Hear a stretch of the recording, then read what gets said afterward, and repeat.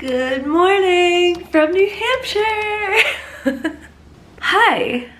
I feel camera shy right now. It's been a minute. My final trail video went live the other day, so you guys probably don't miss me that much yet, but it's been a couple weeks since I finished the trail because the videos were delayed, so I miss you guys. First of all, there was like an overwhelming response on, the whole series, but especially that last video. So I just want to say thank you guys so much. Thank you for watching, for following along, and for supporting me. I'm honestly like just overwhelmed and humbled, and yeah, it's pretty cool.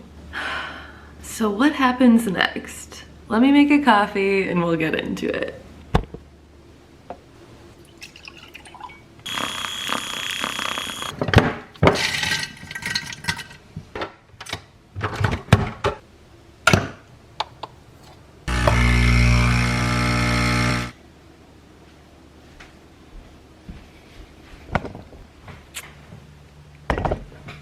Okay, so I asked you guys on here and on Instagram what you're curious to hear more about now that I'm done the trail. And there were so many questions. So to be honest with you, I tried to film this video yesterday and answer all your questions, but after like literally hours, I realized this was way too long and I'm gonna have to break it into multiple videos. So in this video, I'm gonna cover some quick like general stats from the trail, what it's been like coming home and getting back to real life. We'll do a follow-up on my fellow hiker friends. I'll talk a little bit about if and how the trail changed me. I'm gonna give some special thank yous. And then the big one that everyone's been asking, what's next? There were also tons of questions about gear, food and going stoveless, my video editing process, my favorite and least favorite sections, how the Appalachian Trail compares to the Pacific Crest Trail, and more. So this is gonna be like a little mini series of videos, post-trail videos discussing all of that stuff. So to kick things off, let's go through some quick stats. I started the PCT on March 23rd. I finished on September 15th. I entered the Sierra on May 7th. Total number of days, 177. Number of 0 days, 40. Average miles per day, not including zeros, 19.4. Highest mile day, 48.9. Unless you count the accidental detour, then it was 50.03. Miles of the official PCT that I missed, 74. Bonus Blue Blaze miles that I did, 154.8. Number of miles that I slack packed, 0. Number of nights I spent camping in my tent, 115. Number of nights I spent in hostels, hotels, or at home, 62. Base weight, 16 pounds. Pairs of shoes I went through, 4.5. Pairs of sunglasses, 1. Water filters, 3. Doctor's visits, 1. Number of toenails I lost, 1. Number of times I lost the trail, literally a million. Number of bears I saw, 1. Rattlesnakes, 2. Mountain lions, 0. Elk in the wilderness, 0. Elk in town, 5. Number of bags of Fritos that I ate, 30. Number of pounds I lost, 4. Number of pounds I gained back since I've been home, 5. Number of trail videos I put out, 74. Number of hours I spent editing those videos, 444. Number of views on those videos, 2.4 million. And the total cost of the hike, $15,600. Alright, now that we get that out of the way. Some of you guys have been curious about what it's been like since the trail coming home. So first of all, it took me like a day and a half after hitting the monument, which is where the video ended. It took me a day and a half to get out. I decided not to video during that time because I just wanted to feel the freedom and enjoyment of hiking without documenting. Although Jabba did take a clip of us later that day, the sun came out, we hit a high point and decided to take out all our gear and dry it out. So that was kind of funny. Yard sale time! Yard sale! Come and get your gear here! You gotta get my feet. Oh, you. Oh, look at all that, yeah. Like an old lady. You disgusting little pig, you. Then the next morning we got back to Hart's Pass, and big shout out to David King. Oh my god. Congratulations, champs! That's so awesome. Yeah. Thank you. He'd been following along and offered to pick us up. We went from there like an hour drive down a crazy dirt road back to Mazama, where we stopped at the bakery and Jabba got that deodorant that he stashed, if you remember that from a few videos ago. And then from there it was like maybe another 4 hours back to Seattle. We stopped at Walmart so I could get some new clothes. I was just so excited to like get some fresh, clean clothes to fly home in. And then yeah, just stayed in a hotel that night, flew home the next day. So it felt abrupt. It was so good to get home, of course, getting to see Luke and Miss Piggy, who picked me up at the airport. And I'm suddenly like back in all the comfort of, you know, normal life. But there's also that thing called post-trail depression, which a bunch of you asked about. And I would say, yeah, that is a thing. It's kind of a weird transition, just going back to normal reality. Although I definitely think it depends on the person and, you know, what the life is that you're coming back to and how you feel about that life. So mostly it's been good. I've definitely had a hard time sleeping for some reason. I think because my body is just like, was used to doing all the miles every day, and then abruptly I'm like back on the couch. So I haven't been sleeping well, and it's a little bit hard to focus, I guess. I feel like I have so many things I need to catch up on and do, and I'm struggling to like focus. But I'm also fortunate that I've been able to have like a very gradual transition back into work. I've just been taking a few clients, but I'm not like doing a full-time schedule. After I got done the trail, I still had a bunch of video editing to catch up on and do, so it's been like kind of slowly getting back into my normal routine while still editing and sort of mentally finishing the trail, if you will.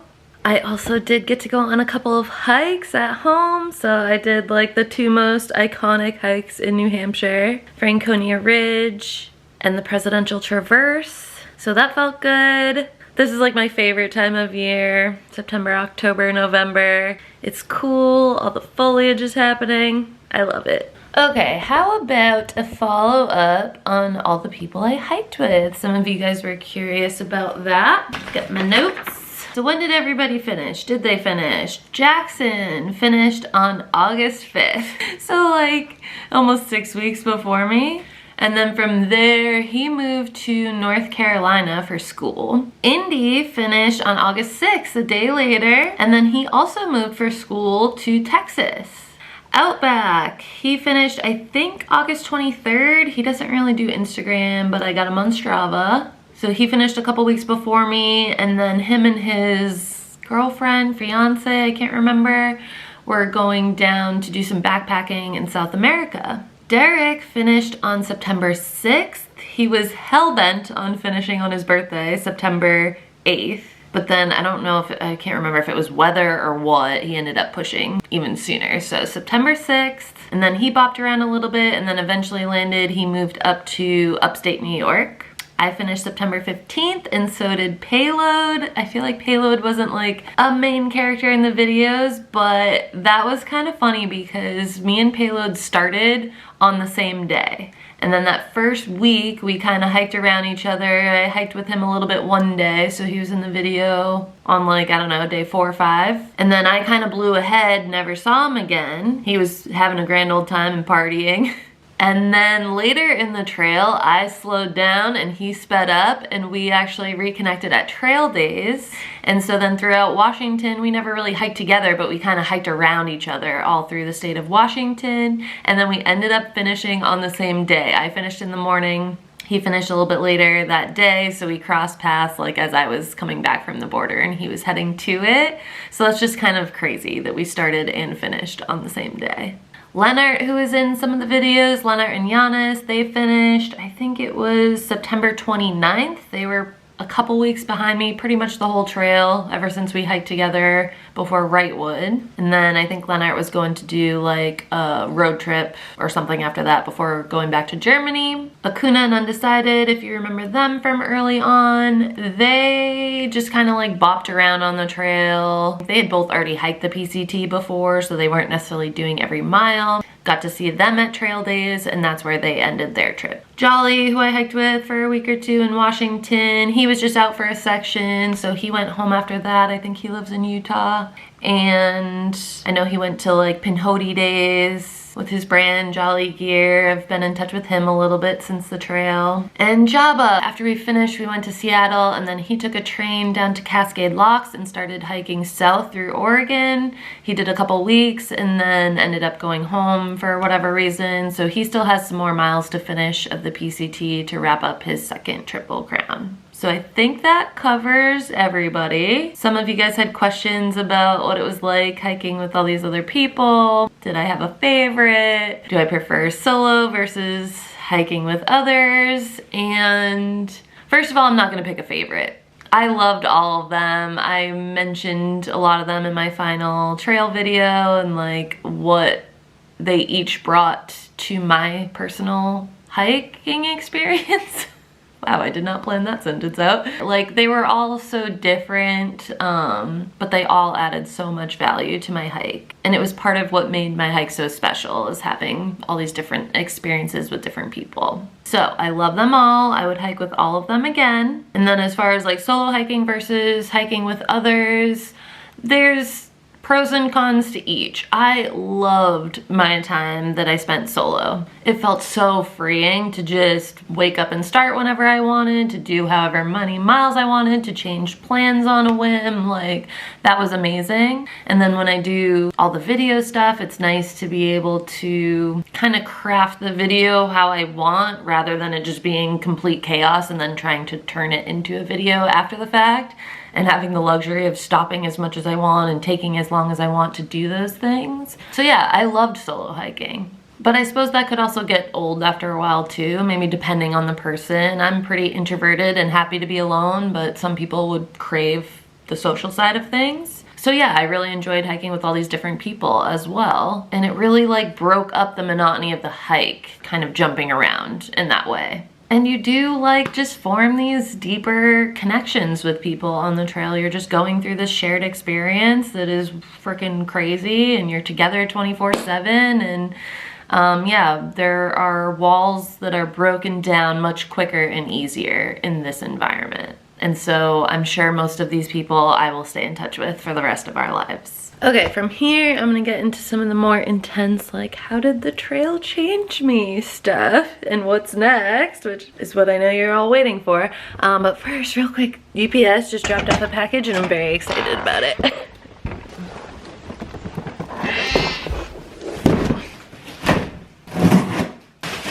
Time to try some new shoes.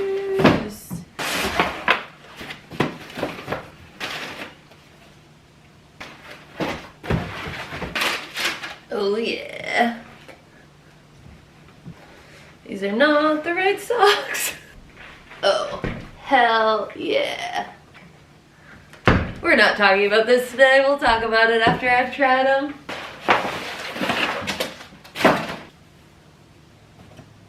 Okay, anyway. Some of you wanted to know, now that the trail's over, like, how did it change me? Am I spiritually transformed? Did I discover anything about myself? Things like that. And I think it takes a while to process these things, for sure. But I'd like to say maybe a few things on this subject. First of all, I think that AT probably like truly changed me the most, because that was my first long distance trail, my first backpacking trip. Like, it quite literally changed like the path I was on in life.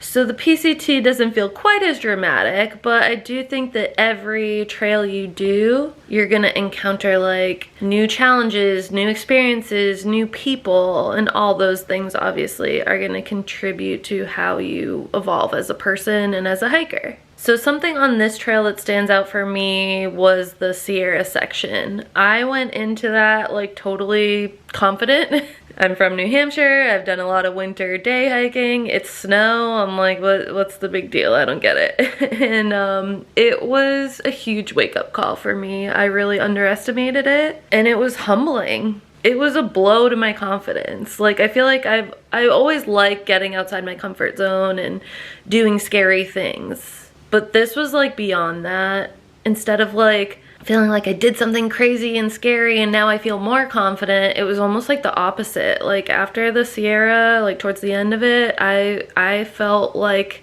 scared to be getting back on trail, scared to be hiking by myself. And that was a first for me. I think I'm still getting over it. I mean, the more I continued to hike on the trail, the more I did get over it, and then I was fine and I wasn't scared anymore and it was all good, and I'm glad I finished and I'm glad I had that Sierra experience. But sometimes when I see pictures of us in the Sierra or whatever, like it makes me super emotional and well up with tears because, I don't know, I think I'm still processing that whole thing. And like I said, it was a blow to my confidence and made me question, I guess, where my limits are. I for a long time have felt like there are no limits, I can do anything, and that made me question that about myself. And I don't feel like that's really a happy discovery. But I think it will be. I think right now I'm still in it and rebuilding from it. But I think, of course, I'm going to be stronger in the future. You just have to like keep going with it and keep moving forward and not let it deter you from trying new things, you know? And I know it won't. So that was one thing. I also think that some of the people I met on this hike who kind of sort of almost like do this for a living or work in the industry somehow, like that was very new for me to be around those types of people, and it's made me like a little bit more focused, I think. Like there are certainly like hikes that I wanted to do in the future anyways and things on my list, but I think after the PCT and after the way the videos have gone and stuff like that, I feel like a little more focused on this whole thing almost as like a second career. Not saying I'm gonna give up my day job, and I love my day job, but yeah, I think I'm starting to take all of this maybe a little bit more seriously, and so that might influence my approach moving forward. Yeah, I think that's all I want to say on that. Okay, so that kind of leads us into the next thing, which is some special thank yous relating to the cost of the hike. So I mentioned in the quick stats we went through that the cost of the hike was $15,600, which is probably on the high end. I mean, I think they say these days the PCT does cost like 10 to 15 grand. But I was also, if you didn't notice, a little bit loose with my budget and definitely opting for comfortable hotels over camping in town and, you know, whatever. The cost of the hike can vary a lot depending on how you do it, and maybe I should do a full video about the whole financial aspect of the hike. But for now, all I wanted to say was that was what I totaled up as the cost of my hike, but that didn't all come out of pocket, and the cost was offset greatly by a lot of you guys. So I want to thank you for that. So first of all, with YouTube, I do make money on the ad revenue. So that doesn't come out of your pocket, but when you watch the videos, I make some change on all those views, essentially. And so because you guys were invested in the videos and watching them, I did pretty good on YouTube, which practically paid for it. And I am so grateful. I had a goal of how much I might make on the hike, and I way surpassed that. And that is thanks to you guys, truly. In addition to you guys just watching the videos, some of you actually contributed directly to my hike via PayPal, Venmo, or the super thanks feature here on YouTube. And so I never directly asked anyone for money, but I did have that information in the description of the videos, and some of you just voluntarily chose to send me some trail magic. to help with the cost of the hike or to buy me a coffee or whatever it was. And so thank you so much to all of you who did that. I wish that I had been thanking each of you personally all along as we went, as it was happening, but shit was chaotic and I didn't make it a point to do that. And I'm sorry for not doing it sooner, but right now I just want to say thank you so much. I don't expect that from any of you, but it also just like means a lot that some of you like me that much or like find value in what I'm putting out there or think about like all the time I've spent doing it. And yeah, it's really sweet and really helpful and really appreciated. I also got a sponsorship from Hyperlite this year, so that helped offset the cost of the hike as well. That was really cool because Hyperlite Mountain Gear is a brand that I have used since day one on the Appalachian Trail 7+ years ago. And I bought all their gear out of my pocket originally. Then over the years, we sort of built up this relationship where, you know, they'd send me some new prototypes and stuff that they wanted feedback on or whatever, some free stuff. I'd do some blog posts for them, give them feedback, whatever. And then it's evolved more and more to the point where they actually sponsored me this year. So I'm so grateful for that relationship. I love their gear. I love the people that work at that brand. It is just, yeah, you guys probably know by now, my favorite gear company. So yeah, all of those things helped with the financial aspect. And then there was also a few of you that sent me actual physical items. Whoa, what the fuck? I think that was an acorn. Crystal Harvey sent me a resupply box. She coordinated that with Jackson. I got it up in Washington. That was so thoughtful, so sweet, and I don't feel like I made it a point enough to thank her for being, yeah, just thoughtful.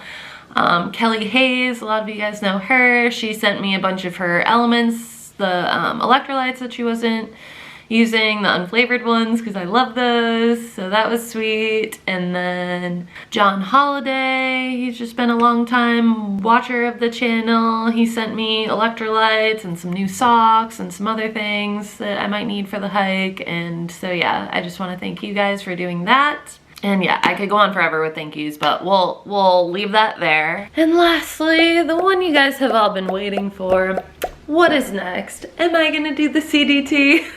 Of course I'm going to do the Continental Divide Trail. You can do one of these long trails, but you can't just do two. That's what they say. Yeah, I knew before even starting the PCT that if I was able to complete it successfully, especially, then of course I would want to go on to do the third of our long trails here in the United States that make up the Triple Crown. When am I gonna do that is the question. As much as part of me would like to do it next season, that might be a little too soon for a few reasons. So I'm looking at probably the year after that, which would be 2027. Which I know will bum some of you guys out because that's a ways away, but there are a million other things that I would like to do, and some of those things will probably happen in the meantime. So hopefully you guys are interested in sticking around for some other adventures. To give you an idea on things I'm interested in doing, as far as like long distance hiking goes, I think I'm suddenly interested in the Arizona Trail. If I were to go to another country, my number one would be the Te Aurora, or however you fucking say it, in New Zealand. I'm a big Lord of the Rings fan, and that's been on my radar for a while. Outside of long distance hiking, I also am a big fan of summiting mountains and peak bagging. So I've done all of the high peaks, all the 4,000 footers in New England, all 67. And so to add to that list, to get the Northeast highest peaks, I would need to do all the Adirondack peaks in New York. So that is on my list for sure. I would also love to go back out to the PCT, to the West Coast, and summit some of those peaks that I was like admiring from the PCT that the PCT doesn't go over. So you've got like Lassen and Shasta and Mount Hood and St. Helens and Adams and Rainier. So some of them would require mountaineering experience. That's something that I've started to get into a little bit, but I'd love to get more into mountaineering and ice climbing. And yeah, go back and tackle some of those beasts. And similarly, I have always wanted to go back to Colorado since doing the Colorado Trail and do all the 14ers out there. I only did Mount Elbert when I was out there, which is the highest one. But there's like 50 something of those, and I thought it would be so cool to like drive out and kind of car camp, you know, day hikes or quick like overnights or however it's gonna work to try to like summit as many of those as I could in a season or something. I also last year had done the Annapurna Circuit Trek in Nepal, and that made me more interested again in mountaineering and climbing big freaking mountains. So the goal would maybe be to start doing like bigger and bigger climbs, and then someday go back to Nepal and do like a freaking huge one. Everest? I don't know. So anyways, those are all the million things on my mind at the moment, and I'm not sure which one is going to be directly next, but there will be some stuff going on. And will I keep making videos? Some of you wanted to know. Of course I will. I started this channel when I started the Appalachian Trail 7+ years ago, and in addition to documenting my long hikes, I've also done, you know, random vlogs in between, sometimes of hiking related day hikes or just random shit. I'll keep doing that. Like I said, I'm starting to take this more seriously, so I'm gonna do this series of like post-trail videos, and then maybe some tutorial type videos mixed in with some vlogging type hikes and stuff like that. So I know some of you are just here for the PCT stuff, but I hope you'll stick around. I think my style of video and editing stays consistent no matter what exactly the topic is, and so yeah, I hope you'll stick around. Alright, like I said, I got some more stuff coming up. I think the next one will probably talk about gear maybe, so stay tuned for that, and yeah, I'll see you then.